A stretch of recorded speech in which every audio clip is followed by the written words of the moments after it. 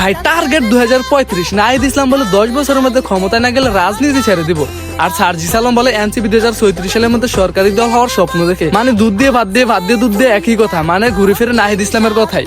এখন 2026 চলে আর ওইদিকে স্বপ্ন দেখে 2036, অর্থাৎ 10 বছর। আবার এইদিকে আসিফ মাহমুদ বলে 9 বছর পর ক্ষমতায় যাবে এনসিপি, আগামী নির্বাচনে বিরোধী দলে যাবার শক্তি অর্জন করবে। তাও যেই লাও সেই কদুই, মানে নাহিদ ইসলাম ভাইয়ের কথাই ঘুরে ফিরে। হান্নান মাসুদ বলে 10 বছরের মধ্যে এককভাবে ক্ষমতায় যাবে এনসিপি। মানে এখন নিঃসন্দেহে বলা যায় তারা আবেগ দিয়ে বলছে না, বিবেক দিয়ে কাজ করতেছে।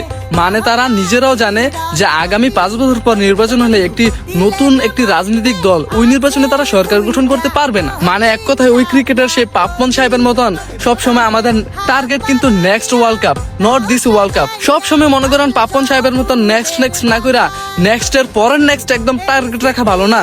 মোটামুটি ধারণা পাওয়া যাচ্ছে এনসিপির নেক্সট টার্গেট অর্থাৎ প্রধান ও শক্তিশালী বিরোধী দল হওয়া ও পরের বার অর্থাৎ 2035 সালে সরকার গঠন করা একদম। কিন্তু আমার মনে হয় জনগণের একটা বড় একটা অংশ নেক্সট নির্বাচনে এনসিপি কে সরকারে চাইতে পারে, কারণ এই 2 মাসে বর্তমান সরকারের উপর আসলে জনগণ আস্থা হারিয়ে ফেলেছে। এছাড়া বিরোধী দল হিসেবে জামাতের পারফরমেন্স ভালো, তবে তেমন ভালো না। আমার কাছে মনে হলো এর চেয়ে ভালো কিছু করতে পারতো তারা। সেই হিসেবে জনগণ খুব তাড়াতাড়ি এনসিপি কে ক্ষমতায় দেখতে চায় বলে স্লোগান দিবে আশা করি।